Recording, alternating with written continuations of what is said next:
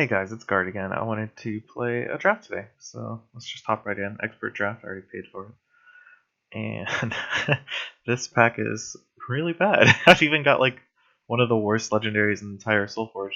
Soul Drinker never gets bigger. It steals the creature's attack in front of it at level 2, and at level 3 it has mobility. Just cute. Best cards in this pack are probably the Sentries, Leyline, and Forge Watch.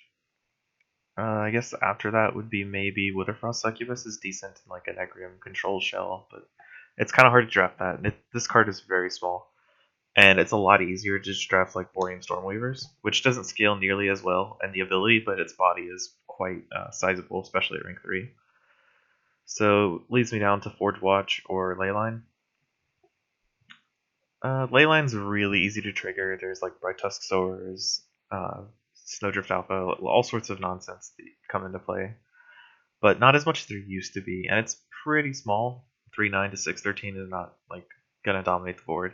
Whereas Forge Watch Sentry is pretty decent threat. 6/6 and 9/9 are decent. 12/12's a bit on the small side, but it's really hard to kill, especially since you can draft like meta transfers and stuff. I say meta transfer because one of the things I like to do when I draft a Forge Watch Sentry is to draft meta transfers a little higher, because you can shrink the creature in front of the sentry, and it probably won't be able to kill it, and the Forge Watch Sentry will eventually wear it down. And the meta transfer allows you to level a card while you're doing that. But that's just like a cute combo I like to do, not that it's like the best thing you should do whenever you pick a Forge Watch Sentry. But it's a lot better than Bulwark Bash, for instance. But Cacklebones is unplayable because you don't want to give your opponent extra plays, and it being hard level gated is not good. And Warmonger mod is decent, but not really anything you really want to do. Okay, so I think the best card in this pack is Torgmy Guardian, but I actually really hate Asperian. It's one of my least favorite faction pairs, possibly actually just the least favorite, because Asperian does not have a lot of like strong cross synergies going on. Like in the previous format, it had Matrix Warden, Grove Matriarch, Grove Huntress, that sort of thing, Spring Dryads, Steel Watch Guard, all these things that reward you for growing really wide and then making a big creature. None of those cards are in the format anymore. Asperian is just like a bunch of dirtly cards that don't really do anything, and you just kind of hope to get a good heroic and like crush right it to victory, like Battle Technician or something. Or you can draft. I actually think Darkforged are probably best in Asperian because Dusthammer is incredible, and Shadow Mist Angel and what's that card called? Darksteel Enforcer, the common Matrix Warden type thing. That card is very strong with Duskhammer and Shroudthorn Splicer and Darkroot Shambler. The synergies between the Asperian and Darkforged are really strong. I think Asperian Darkforged is one of the stronger Darkforged decks you can ever have, especially if you have like a Shroudthorn Splicer or a Shadowsmith. But anyway, trying to draft Darkforged with a first pick Forge Rod Sentry does not seem very rewarding. Especially when I want to second pick a Torgmy Guardian to put me into the colors, which would encourage me to draft plants. So my two options here are really Rot Wanderer to be Necrium. I have very, very little experience with Onyxium. I actually think I win most of my games in Onyxium with like Evan's School Knight with Pommel back on it. Like I swear that's how I win like 90% of my games, and I've probably only drafted it like twice. So I don't really want to try it right now. I don't really know a whole lot about it, and Rot Wanderer is a really weak card. I was planning within the next couple of weeks to do a bunch of casual drafts to try and figure out Onyxium, but that hasn't happened yet. So the pick is between either Flowsoul Primordial, which I like is a decent card. 6/7 at rank 1 is really good. You don't usually play it in your player rank 1, but you do play it around player rank 2, and it's pretty good still, because rank 2 is really weak. But Flame Jet's a decent removal spell, very good. Does 18 damage at rank 4, which is pretty sweet. So I'm going to take the Flame Jet. I also really like drafting Oratek. Not with these cards, because they're all really weak. The Metamines, I've tried playing Metamines a lot. They're just all awful. The Metamine Archivist is the best one. And you pretty much have to be Utera to care about Metamine Archivists, and they're just better creatures to pump than a Metamine Archivist, so it's really just not worth it. Sonic Burst is probably the best. It's like a Sueder removal spell. It's decent, underleveled, because it gives Mice 8 attack straight up. And then Bruiser versus Sentinel. I really like Bruiser because in my Oratek decks, I tend to draft more mobility based. So Bruiser is good in that. And Blood Barrier is unplayable garbage, so we're going to take the Fire Mystic. Which sometimes you get people with the uh, Spirit Bloom Dryad. Huh. Okay, so it's pick 6. So if I want to try Darkforged, prioritize Darkforged a little higher, I could take the Umbreska Yeti. Which is fine. It's a decent card. It's a little on the small side if you don't have any Darkforged, since it's only a 6/12 and then a 9/18. But it does have scaling mobility, which I think is unique to just it and Cloud Cleaver Titan in the format, rare or lower, which isn't very nice.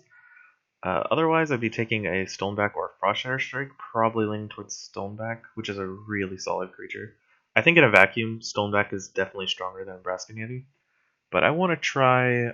I like when I get a Dark Forged early like this, especially Umbriscan Yeti, because it's got mobility and you can, if you pick up an Aranti Warlord, it's insane.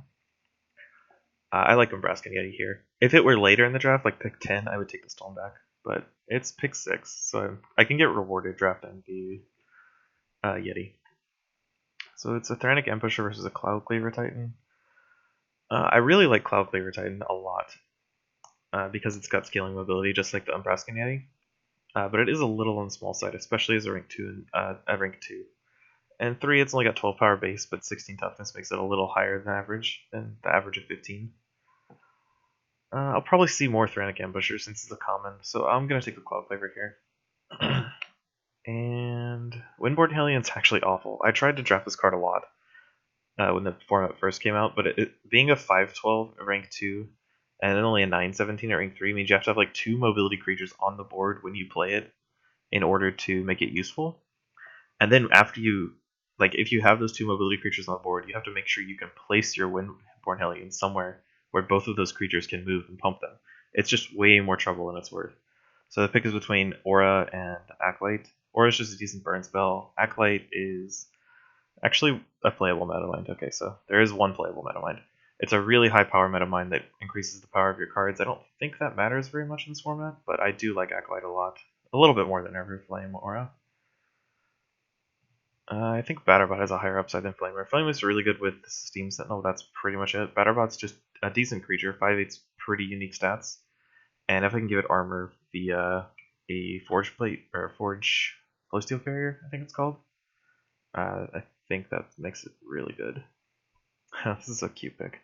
I can either take a 6/6 that becomes an 11/11 at rank 2 and then is useless at rank 3, or I could take a 7/7 that becomes useless at rank 3 and rank 2.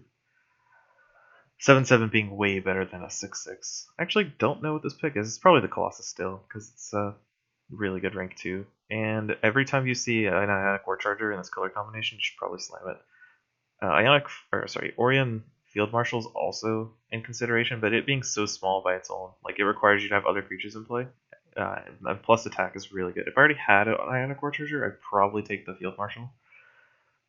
But I really like War Charger. It's one of the stronger cards in the color combination. And I don't think I'll have too many problems killing them. Primordial Invoker would be way better. I actually really like this card because it's got decent stats at rank 1 and rank 3, but at rank 2 it's just at 10/6. And 10's a little too low for how much toughness it has. Because it does damage randomly, you can't really rely on it to do anything. So if it were like a 12/6, I would love this card, but it's not. So I'm just going to take the Ionic War Charger here. Aether-Tap Shaman's fine, but it's rank 2 being so weak, like 4 less toughness than Ionic War Charger, makes it not really that appealing. And I could take Aegis Conscript to work with my Batterbot, but Aegis Conscript's not very good. It's decent, it's just nothing special. Or I could take Flame Rift Instigator, even though I don't have any Steam Sentinels yet. I like Flame Rift Instigator a lot more than Aegis Knight. And then the first Shatterbolt. Shatterbolt's a really strong card. And Rhymecorn Charge is fine, but my early game is pretty good already with the Forge World Century, Godress Colossus, and the mobility creatures. We'll take the Barrier Soldier, and then lean towards Aether-Tap or Steam Sentinel, I think is the pick here. Steam Sentinel, of course, can't attack, which is kind of problematic, but I do have a Flame Rift Instigator, and I like Steam Sentinel's level 2 a lot more than Aether-Tap's. I used to love Aether-Tap Shaman because it was like a 7/6, but 6 toughness is not what it used to be, like in the last format. Pretty much everything kills it. And its level 2 is so weak that I never really want to play it. Whereas I always want to play Steam Sentinel. It'll kill everything on its level. Even the feared Swamp Moss Ancient, which I die to a lot in rank 2. Steam Sentinel just takes that guy down. Doesn't live, but that's fine because it can't attack anyway. I really like Steam Sentinel. And Nanoswarm's a really good removal spell in a way, and the only problem is that it's level gated, and the rest of these cards are actually pretty bad. Stasis Warden and Peacekeeper being unplayable, and Electronet being a worse Nanoswarm, and Aegis Conscript I've already discussed. I like 2 Sentinels, 1 Instigator more than 2 Instigators, 1 Steam Sentinel, because the Steam Sentinel is a lot bigger than the Instigator, especially at rank 3 or 2 or 3. And Steam Sentinels stick on the board, and your opponent ignores them, and then you can turn them on. Whereas you can't ignore a Flamer Instigator, and it's killable by anything. And I like it much better than Crackwalker. Phalanx Squadron gives a creature with armor +2/+2. Forge Watch Sentry is the only creature with armor I have. 7/7 versus a 4/5 that levels up into a 12/13. I'd rather have the 7/7, honestly. I don't have any Nexus Overwatches or Meta Transfers or anything like that to help jump past my Sparkblade Assassin's level, so I'd rather take just a good beater early. And then Airmine Squadron, a really good creature with mobility. It's a 10/10 at rank 2 with mobility 1. And it'll get me my Tauren Acolyte. It's a really strong card. If I haven't mentioned Tauren Valkyrie, it's completely unplayable. It's the worst card in the format. The last thing you want to do is put Ice Torrents in your deck. Even if they're free, you just never want to draw them instead of a level 2 or 3 card. Right, or even a level 1 card sometimes.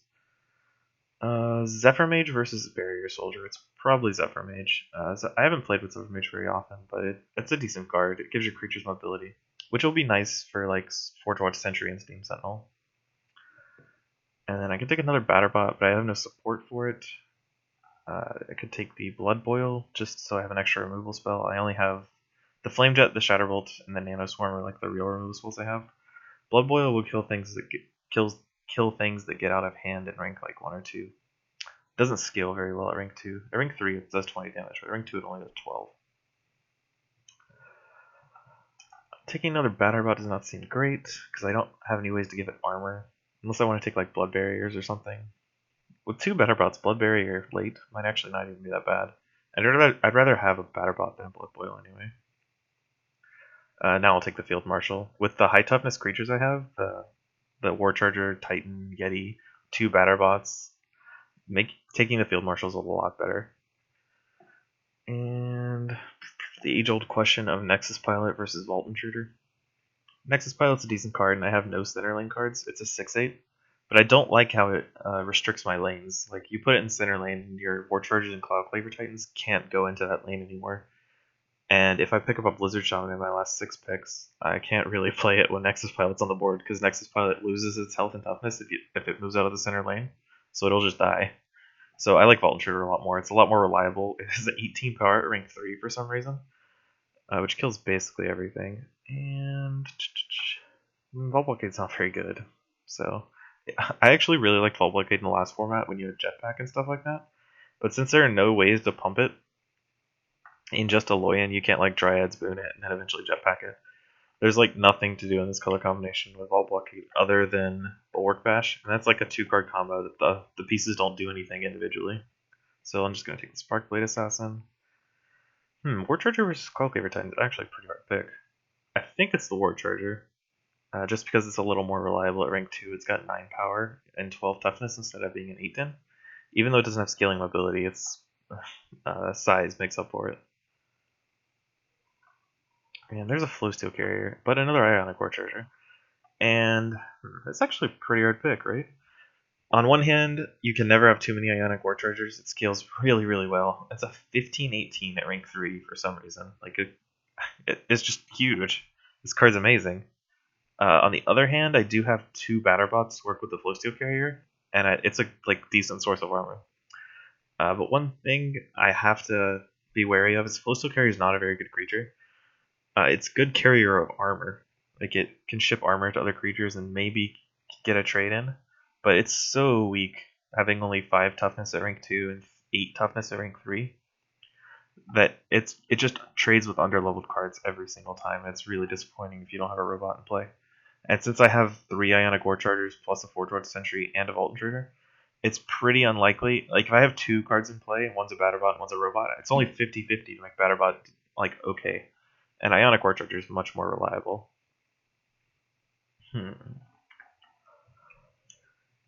Flamejet number 2, I think.